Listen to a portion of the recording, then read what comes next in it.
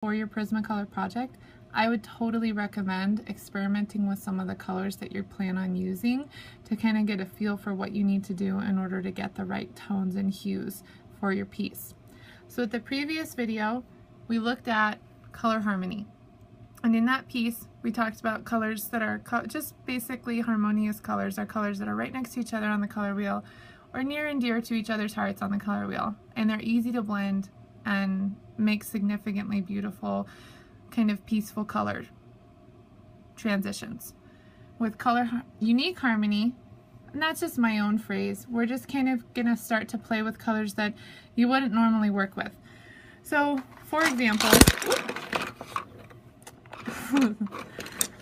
what you're going to work with are colors that are sometimes opposite each other on the color wheel. So if you look online, you'll find that you can Google all kinds of different color harmonies. There's tons of them. Most of the time you inherently will pick them up naturally when you're working with your project. So what I'm going to do is start with red and green. Red and green are two awesome colors that are opposite each other on the color wheel. Plus, they always look really great. When you think about red and green, think about the first type of painting that you're going to see that's red and green. And that oftentimes are paintings of roses. Paintings of roses are common. It's a really beautiful flower because they're color opposites. So for whatever reason, to our eyes and to our brain, colors that are opposite each other on the color wheel just make more sense and they're really pleasing. So let's start by blending them. So red I would assume is the lighter of the two.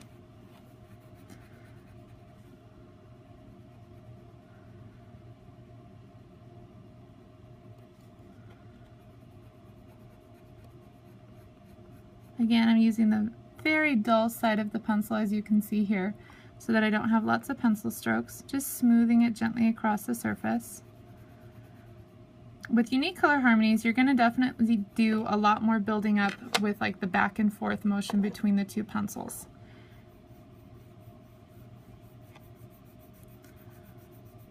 Oftentimes, if you do it right, you're going to get a really pretty brownish hue in between the two.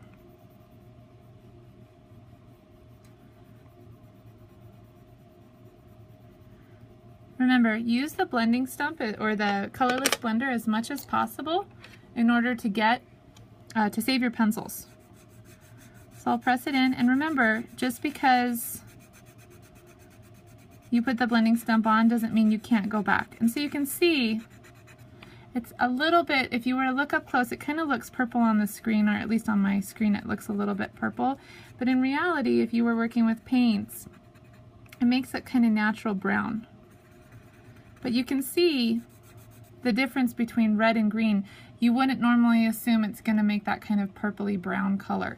And that's really beautiful. It's a very natural progression. So let's say you're doing a painting of leaves, or I'm sorry, a Prismacolor of leaves, or there's a lot of leaves in your Prismacolor.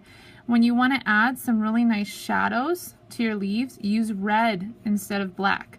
Remember, black, it gets a bad rap, but you want to try to avoid it as much as possible because it's not a natural color. Unless you're drawing something that's not natural, like a robot or a computer or a camera lens or something like that, you're going to be working with natural colors. So avoiding black is a good thing, but sometimes black's awesome. There's no denying that black can do some really great dramatic things in your artwork.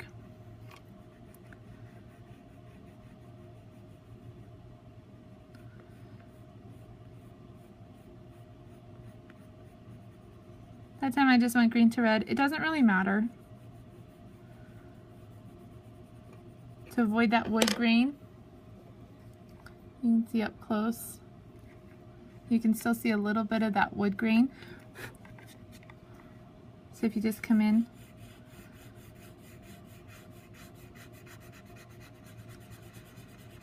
you can also find there's tons of different videos on YouTube that show you how to blend unique color harmonies with Prismas or to get the right colors and hues.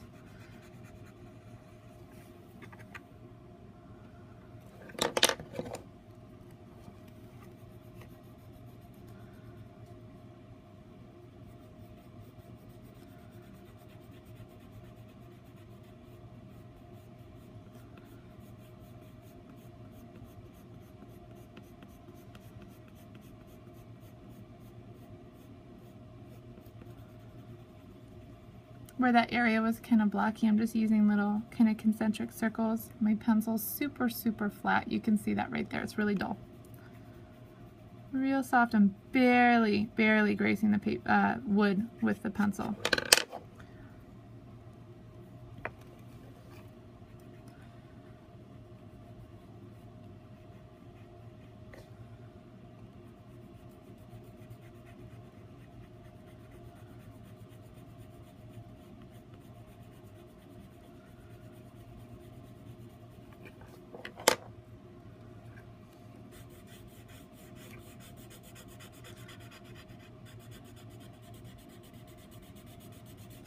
And you can see in the middle here, it's actually darker between these three when you add the two together, because they do make that kind of brownish tinge, or kind of brownish reddish greenish tinge or shadow.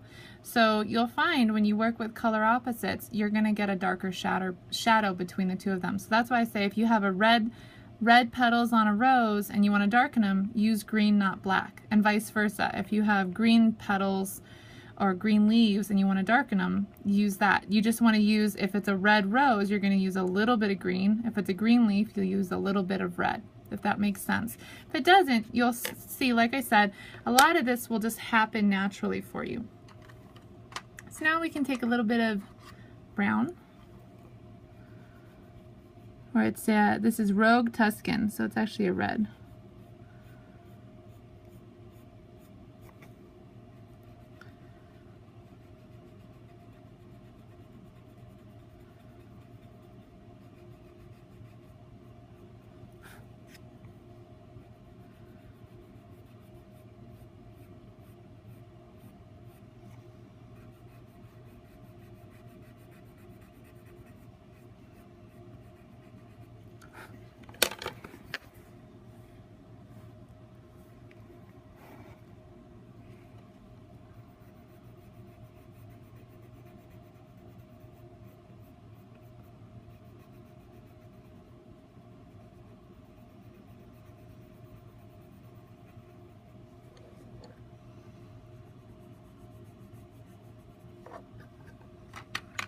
And then I'll use, I'll have to go with the colors we're kind of using, use kind of a lime green.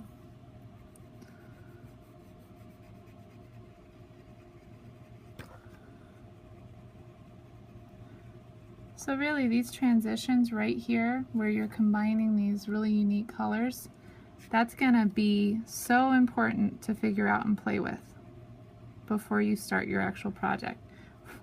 So while the Zentangle to my left is super bright and happy and pretty, chances are you're going to be doing something that's going to require more unique color blends like this.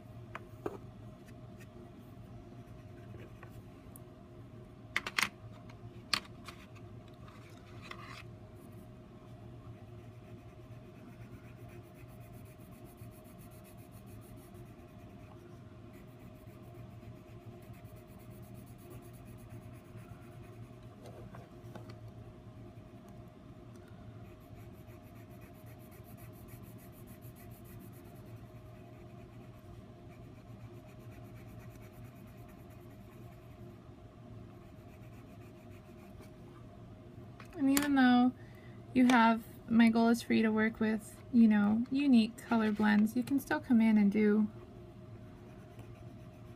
harmonious colors next to one another. So working with like these two purples.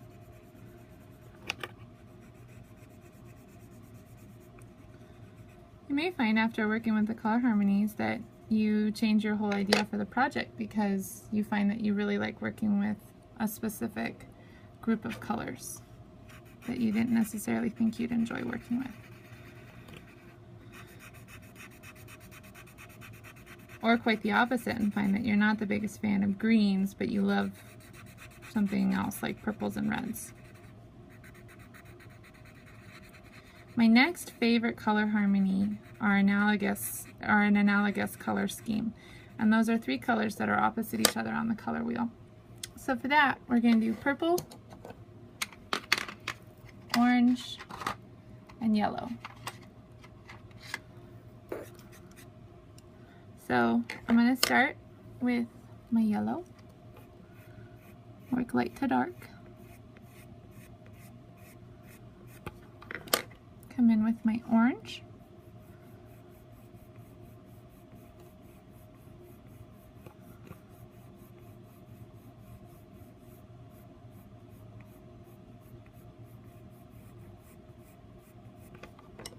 and then follow through with my purple.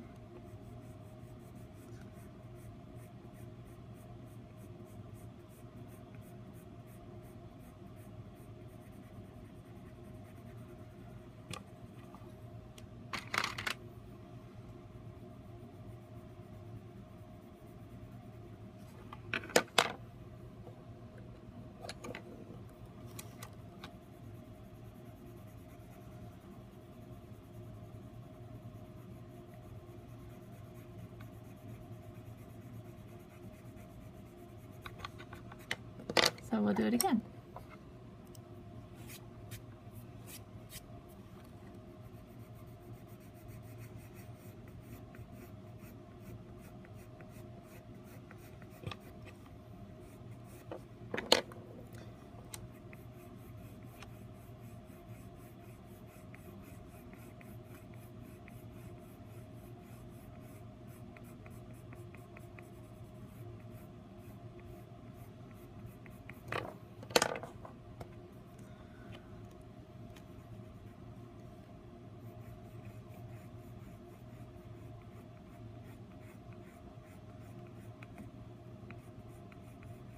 So again, like I said, you can Google your own color harmonies or you can make them up. It's up to you.